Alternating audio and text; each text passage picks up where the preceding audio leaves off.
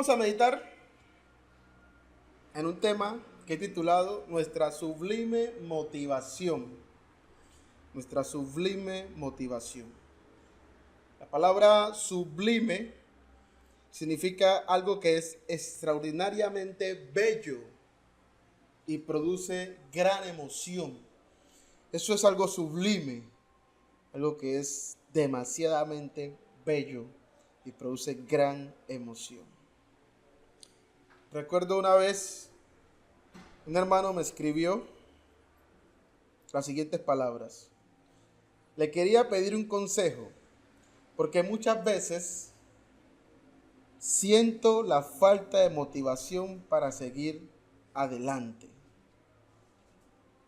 Es cierto que Dios busca motivarnos a través de otros cristianos. Por ejemplo, la congregación es una herramienta de motivación que Dios ha establecido. Pero los hombres nos pueden decir muchísimas cosas. Pero si al final esa motivación no es causada por Jesucristo, entonces la motivación que nos dieron no cumplió el propósito verdadero.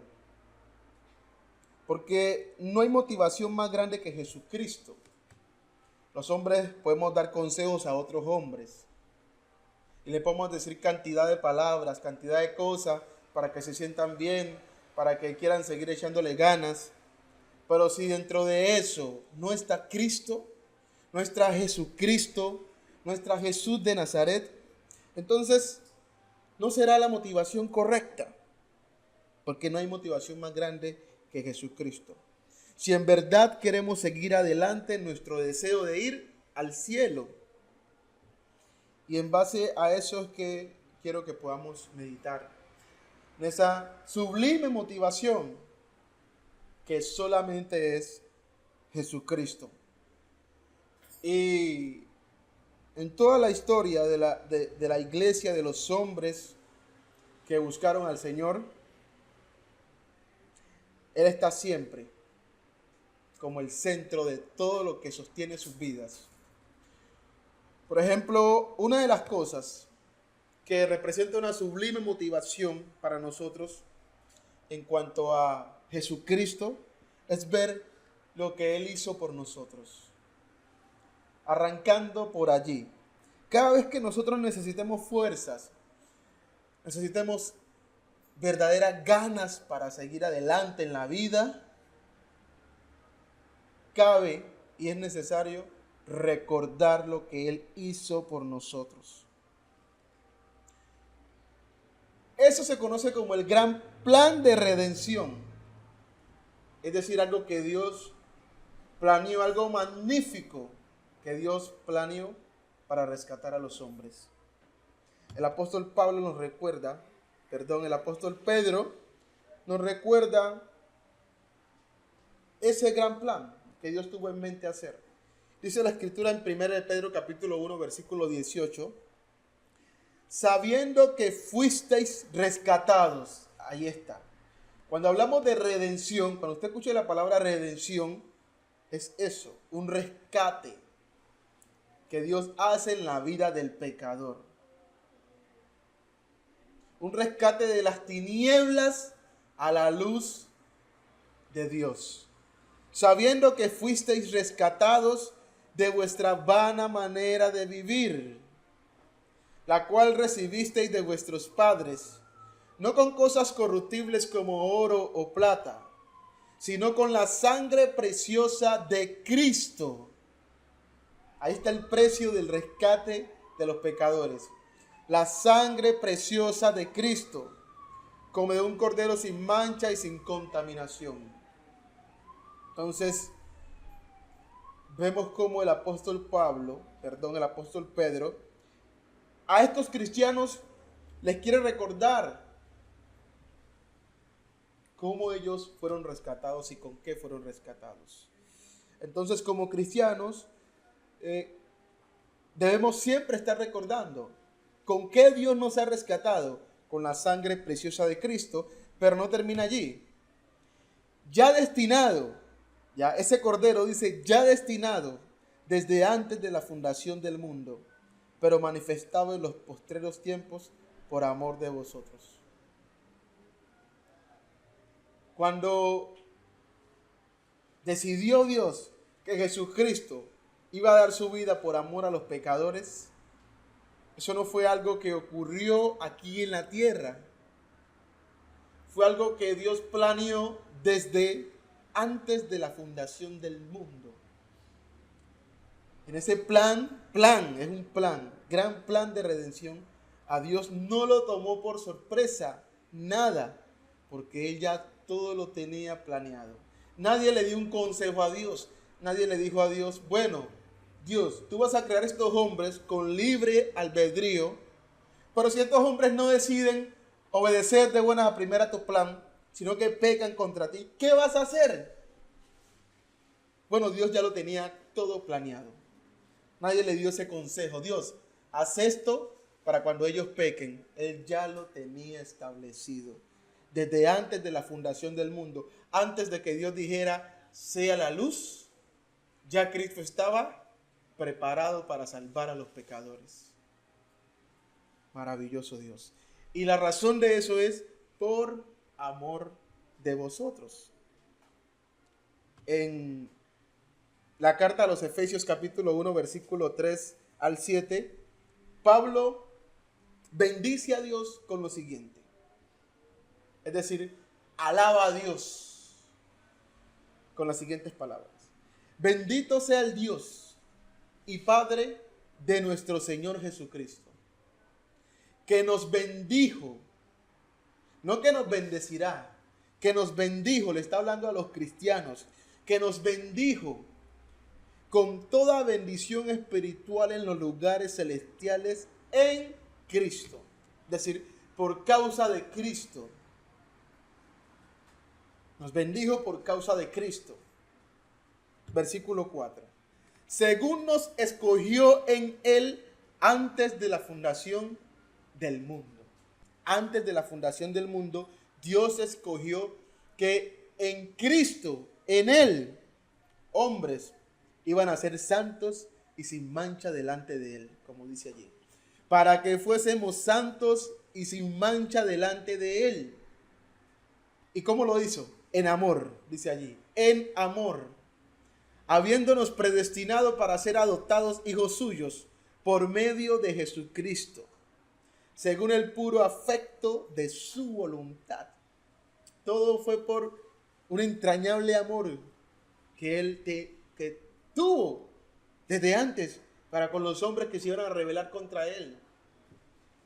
Fácil sería amar a hombres fieles, pero Dios aquí destinó un plan para hombres infieles, que eran infieles, que ese plan les iba a llegar a su vida como hombres infieles, según el puro afecto de su voluntad. Versículo 6. Para alabanza de la gloria de su gracia, con la cual nos hizo aceptos en el amado. ¿Quién es el amado? En quien tengo complacencia. Este es mi Hijo amado, en quien tengo complacencia. En Él Dios nos hace aceptos. Nos acepta en Él. Y eso lo planeó desde antes de la fundación del mundo. Pero en el amado encontramos algo bien interesante. Y es el versículo 7. En quien tenemos redención por su sangre, el perdón de pecados según las riquezas de su gracia. En el amado los hombres tenemos redención por su sangre, el perdón de pecados. Ahí está la gran bendición del Señor, en ese plan inmenso. Entonces, cuando necesitamos motivación para seguir el camino de la fe, cabe recordar que en Él, en Cristo, en el amado tenemos la redención, el rescate por su sangre, por su sacrificio. ¿Qué significa eso? El perdón de pecados. El perdón de pecados. Es decir, que fuera del amado si desistimos seguir al amado, pues no tenemos perdón de pecados, porque el perdón de pecado está en el amado, en Él, en Jesucristo. Y ese plan, Dios lo estuvo revelando durante el tiempo de los profetas, como dice Isaías capítulo 53, versículo 3, en la Nueva Traducción Viviente. Dice: fue despreciado y rechazado, hombre de dolores, conocedor del dolor más profundo. Nosotros le dimos la espalda y desviamos la mirada. Fue despreciado y no nos importó. Versículo 4. Sin embargo, fueron nuestras debilidades las que Él cargó. Fueron nuestros dolores los que lo agobiaron. Y pensamos que sus dificultades eran un castigo de Dios, un castigo por sus propios pecados. Versículo 5. Pero Él, el amado fue traspasado por nuestras rebeliones y aplastado por nuestros pecados. Fue golpeado para que nosotros estuviéramos en paz. Fue azotado para que pudiéramos ser sanados. A través de aquí, de estas palabras, Dios está manifestando que la redención tenía un pago. La redención iba a costar algo a uno, al amado. Le iba a costar algo. Algo que le iba a causar mucho dolor. Eso es la redención. Cuando pensamos nosotros en desistir, en apartarnos del camino de Dios, ¿es bajo qué? ¿Bajo qué esperanza? ¿Bajo qué propósito? Si nadie en este mundo ha demostrado tanto amor como vemos aquí revelado el amor del amado. Dice el versículo 6, todos nosotros nos hemos extraviado como ovejas, hemos dejado los caminos de Dios para seguir los nuestros. Sin embargo, a pesar de que Dios sabía desde antes de la fundación del mundo que esto iba a suceder, destinó al amado para esto. El Señor puso sobre él los pecados de todos nosotros. Increíble. Versículo 7. Fue oprimido y tratado con crueldad. Y nosotros ya sabemos que esto sucedió así. Sin embargo, no dijo ni una sola palabra. Como cordero fue llevado al matadero, y como oveja en silencio ante sus trasquiladores no abrió su boca. ¿Quién? El amado. Al ser condenado injustamente, se lo llevaron. A nadie le importó que muriera sin descendientes, es decir, sin hijos, ni que le quitaran la vida a mitad de camino. Como a los 33 años fue que murió. Pero lo hicieron de muerte por la rebelión de mi pueblo, como lo profetizó Caifás. Caifás dijo que conviene que un hombre muera por todo el pueblo. Esto no lo dijo por sí mismo, sino profetizando que Cristo iba a dar su vida por todo el pueblo.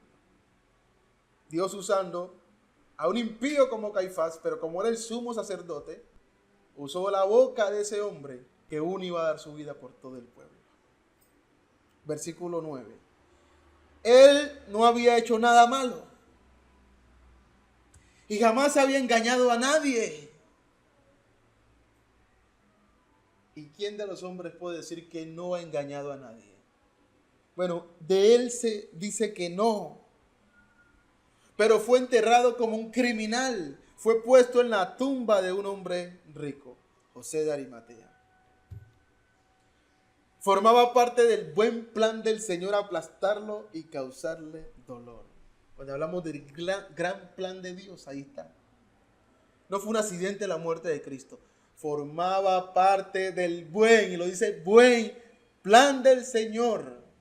Que Él sufriera, aplastarlo y causarle dolor. Los dolores de Cristo fue algo planificado por Dios. No fue un accidente. Sin embargo, cuando su vida sea entregada en ofrenda por el pecado, wow, tendrá muchos descendientes. ¿Quiénes? Los cristianos. Los cristianos son los descendientes del Cristo, del gran plan de Dios. Somos los descendientes de ese Jesucristo. No tuvo hijos. Él no tuvo hijos físicamente, pero nos tiene a nosotros. Somos su descendencia. Si de verdad hemos hecho parte de ese plan del Señor. Hemos sido lavados con su sangre preciosa.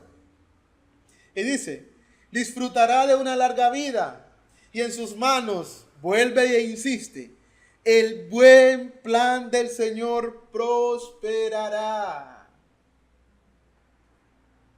No nos escandalicemos por los padecimientos de Cristo, como dijo aquella mujer, como que qué pesar con Él. Y Él le dijo antes, qué pesar con ustedes. Ay, no, que pobrecito. No, pobrecito nosotros. Si no lo aceptamos. Si no aceptamos su sacrificio por nuestros pecados. Como el buen plan del Señor. Ese era el gran plan de redención. Dice el Señor, prosperará. Y de verdad prosperó. Porque la primera vez que comenzó ese plan a dar sus frutos, dio una cosecha como de 3,000 hombres que fueron redimidos por la sangre preciosa de Cristo. Versículo 11 dice, cuando vea todo lo que se logró mediante su angustia, el amado, cuando vea todo lo que se logró mediante su angustia, quedará satisfecho. Sí, mientras estaba sufriendo, le dolió, pero cuando resucitó de los muertos y miró hacia atrás, quedó satisfecho, porque cumplió con el gran plan de Dios. Y a causa de lo que sufrió, mi siervo justo, el amado Jesucristo, hará posible que muchos sean contados entre los justos, porque Él cargará con todos los pecados de ellos. El amado. Versículo 12. Yo le rendiré los honores de un soldado victorioso, porque se expuso a la muerte. Fue contado entre los rebeldes, uno a la izquierda y el otro a la derecha. Cargó con los pecados de muchos e intercedió por los transgresores. El amado, el Señor Jesucristo. Si nosotros algún día fuimos parte de ese gran plan de redención y queremos volver atrás, recordar esto es lo que necesitamos para volver a engancharnos con el Señor. Si esto no nos vuelve a enganchar, ¿qué más? ¿Qué más un hermano le puede decir a usted? ¿Qué otro consejo, qué sabiduría humana hay que podamos recibir de los hombres para seguir adelante en el camino del Señor? Este es el plan de amor perfecto para los hombres imperfectos, como lo enseña Juan 3:16. Porque de tal manera amó Dios al mundo.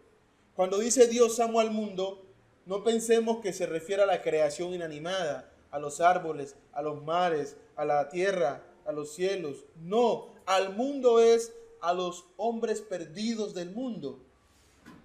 Dios amó al mundo.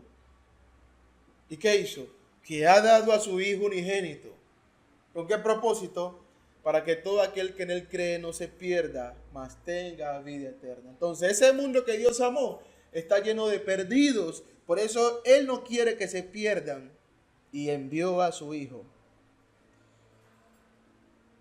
a ese mundo lleno de tinieblas, como lo declara Juan. Él era la luz de los hombres. Sigue diciendo la palabra en Romanos 5:8, mas Dios muestra su amor para con nosotros en que siendo aún pecadores, Cristo murió por nosotros. Pablo, ¿qué está diciendo? Cuando yo todavía era un pecador, Cristo murió por mí. Cristo no esperó hasta que algún día Pablo cambiara, hasta que algún día Pablo se volviera obediente a Dios para morir por él. ¿Por qué? Porque una vez que pecamos, ya necesitamos un redentor. Y ese es nuestro Señor Jesucristo, el amado. Entonces, mientras Él ha mostrado este amor, la Escritura nos revela que el pecado nos muestra esto. La paga del pecado es muerte. Romanos 6:23. Nuestra sublime motivación aquí está. La paga del pecado es muerte, mas la dádiva o el regalo de Dios es vida eterna en Cristo Jesús. Si el versículo terminara hasta vida eterna, cualquier camino nos serviría. El camino de Mahoma, el camino de Buda, cualquier camino religioso nos serviría. Pero hay un solo camino para la vida eterna. ¿Cuál es ese camino? El camino de Cristo Jesús, Señor nuestro. Porque el regalo de Dios de vida eterna es en el amado, en Jesucristo, por causa de su sangre preciosa que derramó por nosotros. Entonces, esto es lo que Él hizo por nosotros. Ahora, eso hace que Él motive algunas cosas en nosotros. O sea, al yo recibir ese amor, al yo recibir esa verdad de Dios, Él hace que yo responda. Por eso es que la Escritura dice que Él es el que pone el querer como el hacer por su buena voluntad. ¿Pero cómo? A través del Evangelio. ¿Sí? Ese versículo no enseña que de una manera mística, de buena primera nos va a gustar buscar a Dios, sino que a través del Evangelio Él pone en nosotros el querer como el hacer. Porque el Evangelio busca motivar en nosotros el deseo de responder a Dios en amor. En amor. Por ejemplo, un sincero arrepentimiento. Un sincero arrepentimiento no es posible sin Jesucristo. Lo dice la Escritura en Hechos capítulo 2, versículo 36. Pedro, hablando el Evangelio, hablando acerca de Jesús, les dice: sepa pues ciertísimamente toda la casa de Israel que a este Jesús a quien vosotros crucificasteis, Dios le ha hecho Señor y Cristo. Ahí está el Evangelio revelado para los hombres. La crucifixión del que es el Señor y el Rey. Y mire lo que motivó eso. El versículo 37 dice: al oír esto, ¿al oír qué cosa? Acerca del amado, del que entregó la vida por los pecadores. Ellos profundamente se conmovieron. Como dice allí, se compungieron de corazón. Y dijeron a Pedro y a los otros apóstoles: varones, hermanos, ¿qué haremos? Se motivaron a decir: bueno, señores, no me puedo quedar así. Creo en Él. ¿Qué puedo hacer? ¿Qué puedo hacer para servirle al Señor, al Rey? ¿Qué puedo hacer para estar con el Rey? Y Pedro les dijo: arrepentíos y bautícese cada uno de vosotros en el nombre de Jesucristo para perdón de los pecados. Ahí está la bendición del amado.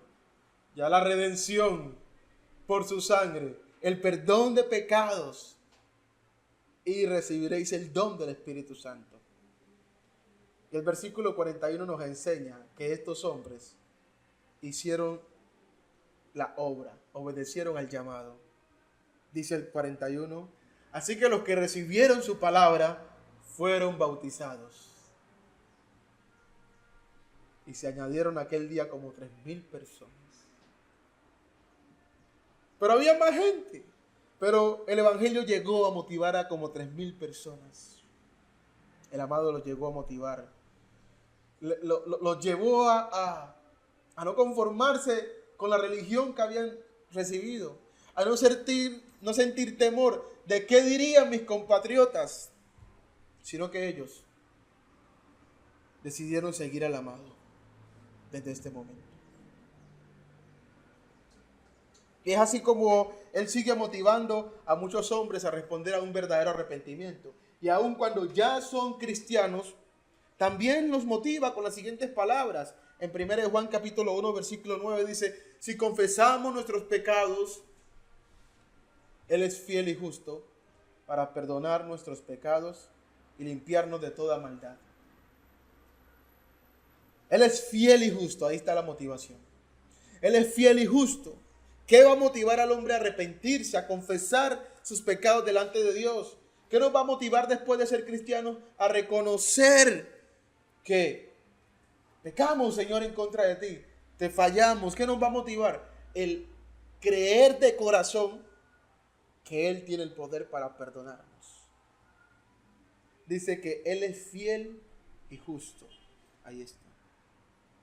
Pero entre tanto dudemos de su capacidad, dudemos de su amor, dudemos de su bondad, de su fidelidad y justicia, entonces no vamos a proceder a un verdadero arrepentimiento. Él nos motiva a responder ante Él sin importar las dificultades de la vida, porque es claro que hay dificultades en la vida, pero Él nos motiva a responder ante Él, a seguirle sin importar esas cosas. Romanos capítulo 8, versículo 35 dice, en forma de pregunta, ¿quién nos separará del amor de Cristo? ¿Quién nos separará del amor de Cristo? Y Pablo va a comenzar a enumerar ciertas cosas que alguno podría decir, no, quizás esto, quizás lo otro. Y si a mí me pasara esto, quizás yo me pudiera separar del amor de Cristo. Pero entender el amor de Cristo lleva al hombre a una fe tan grande, hermanos y amigos, que no hay poder de este mundo que a ese hombre convencido lo pueda separar del amor de Dios. Y pregunta Pablo, ¿tribulación, angustia, persecución o hambre, desnudez o peligro o espada? Y ojo, muchas veces de lo que más tememos que nos pueda separar de Dios es por donde vamos a ser probados. Si usted cree que su fe le va a llegar hasta que pase por una tribulación, va a pasar tribulación. Si usted cree que su fe le va a llegar hasta un momento que sienta angustiado, va a sufrir angustia. Si su fe va a llegar hasta alguna de estas cosas, entonces espere la que les van a llegar. Si pensamos de que no, si yo de pronto padezco hambre, no tengo que comer, quizás esto me aleje de Dios, eso le va a venir. Esa prueba le va a venir para ver si realmente ha creído en el amor de Cristo. Hay otras cosas. Dice el apóstol Pablo, como está escrito, por causa de ti somos muertos todo el tiempo, somos contados como ovejas de matadero. Antes, dice el apóstol, en todas estas cosas somos más que vencedores por medio de aquel que nos amó. Tribulación, angustia, hambre, espada, persecución, de todas esas cosas somos vencedores por medio de aquel que nos amó. Él es la motivación para nosotros poder vencer esas circunstancias. Si Él no nos está motivando, no vamos a pasar la prueba de esas circunstancias de la vida, hermanos. Sigue diciendo el apóstol Pablo, por lo cual estoy seguro. Entender a este hombre nos ayuda a ver lo que el Espíritu Santo quiere que nosotros entendamos. Estoy seguro que ni la muerte, estas son las otras cosas, ni la muerte, ni la vida, ni ángeles, ni principados, ni potestades, ni lo presente, ni lo porvenir, ni lo alto, ni lo profundo, ni ninguna otra cosa creada nos podrá separar del amor de Dios que es en Cristo Jesús, Señor nuestro. Preguntemos entonces, ¿por qué cristianos se apartan de la fe? Ya tenemos la respuesta. Dejó el amor de Cristo de motivarles. Dejó de motivarles el amor de Cristo. Quizás comenzaron a llenar su corazón de otras cosas. Es que si yo tuviera esto, es que si yo tuviera aquello, es que si yo viviera en tal lugar, es que si mi vida fuera diferente, es que si no estuviera enfermo, es que si no, y bueno, y ahí, etcétera, etcétera. Quizás pudiese seguir adelante. Dejó de motivarlos el amor de Cristo. Cuando nos deja de motivar el amor de Cristo, somos presa perfecta para las tinieblas. Las tinieblas dicen, así te quería tener. Así te quería coger, ovejita. Pero, hermanos, gracias a Dios podemos aprender del amor del Señor.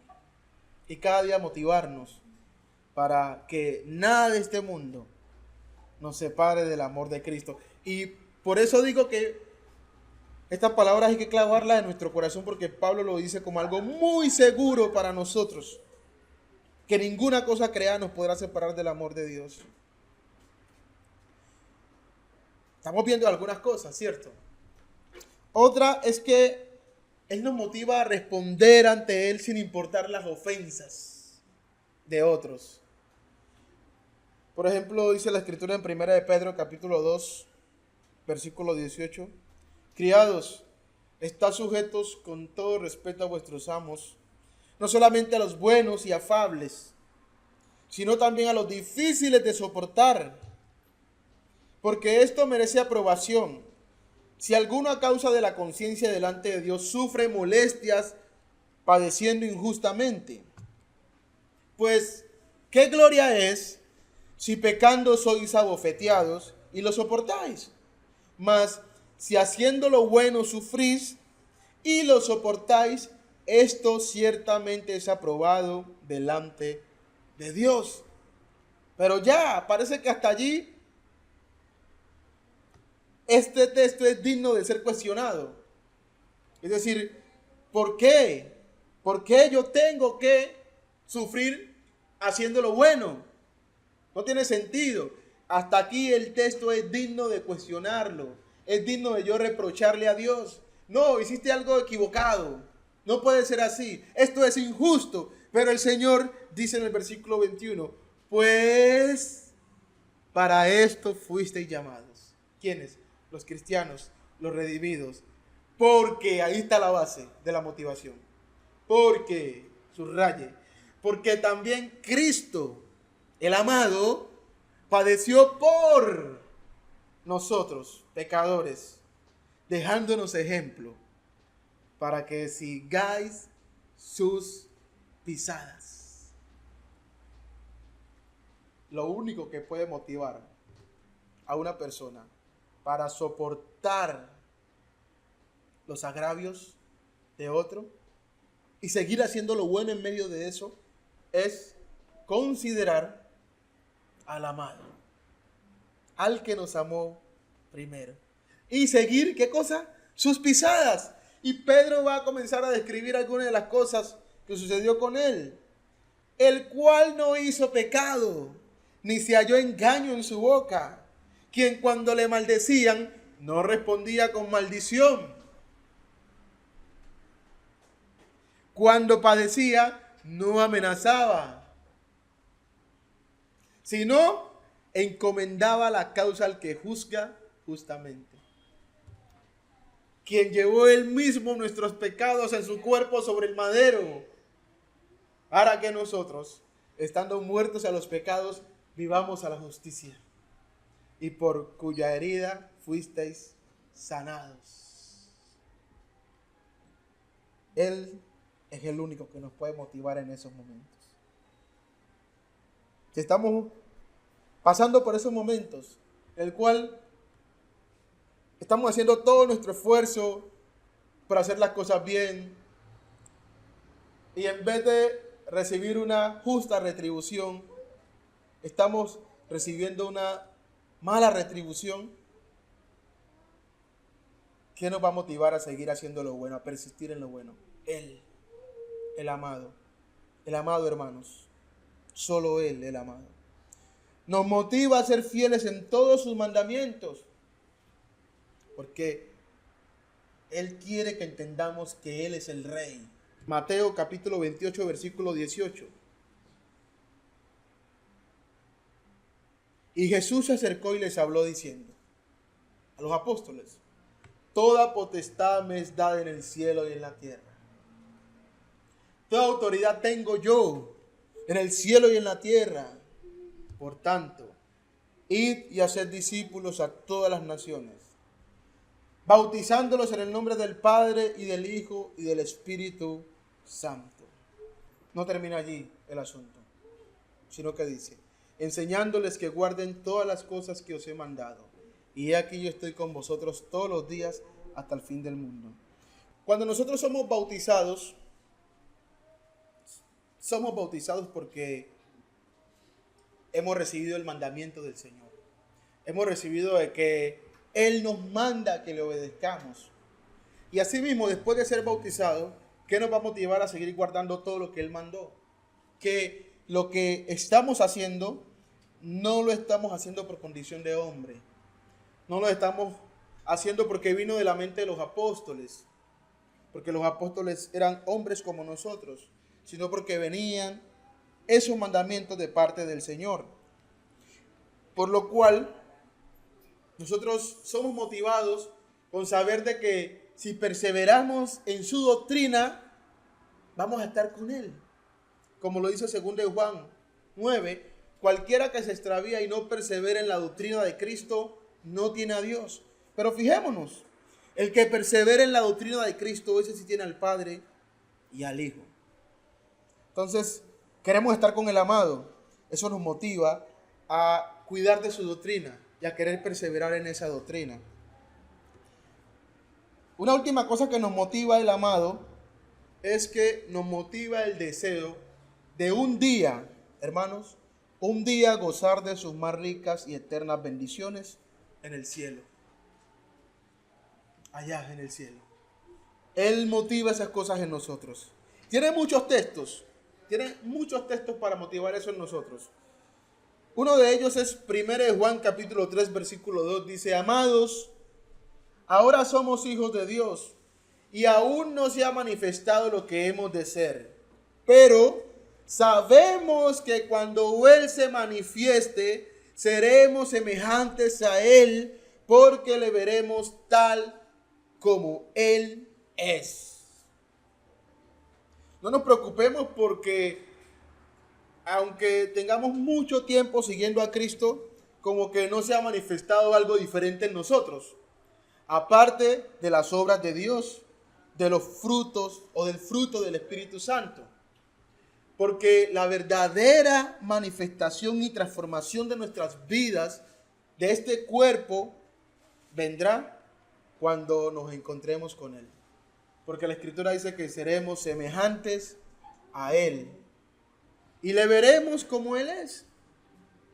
A veces uno cuando lee el Nuevo Testamento, o me pasa a mí, yo digo: wow, qué interesante sería haber conocido al Señor en persona.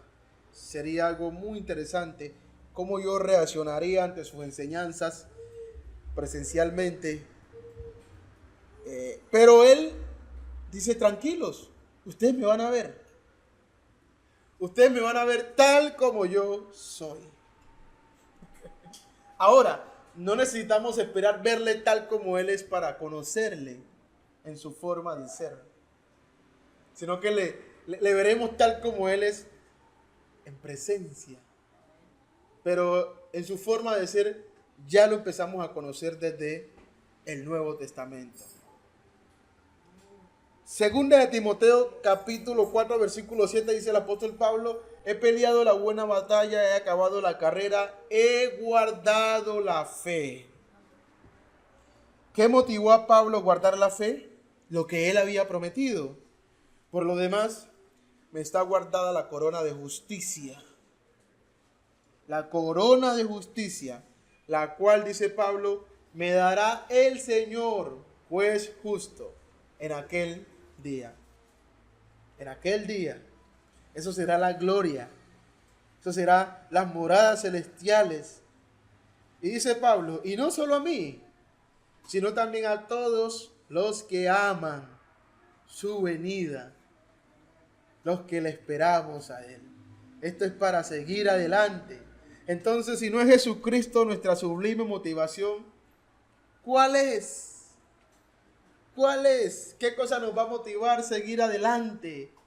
Y concluye el Señor con estas palabras en Juan capítulo 6, versículos 67 y 68. Después de haberle dicho a sus discípulos cómo son las cosas con Él. Dijo entonces Jesús a los 12, viendo que muchos de sus discípulos volvieron atrás, dijo entonces Jesús a los 12, ¿queréis acaso iros también vosotros? ¿Quieren dejarme también ustedes como los otros? ¿Se quieren apartar de mí? O sea, el Señor estaba dispuesto a quedarse solo, porque esto es para aquellos que realmente lo quieran, realmente se enamoren del amado por lo que Él hizo por ellos. Y responde el apóstol Pedro. Simón Pedro dijo, Señor, ¿a quién iremos? Tú tienes palabras de vida eterna. ¿A quién iremos? Tú tienes palabras de vida eterna. Gloria a Dios. Que siempre nuestra motivación sublime sea Él, el amado, hermanos. Dios les bendiga.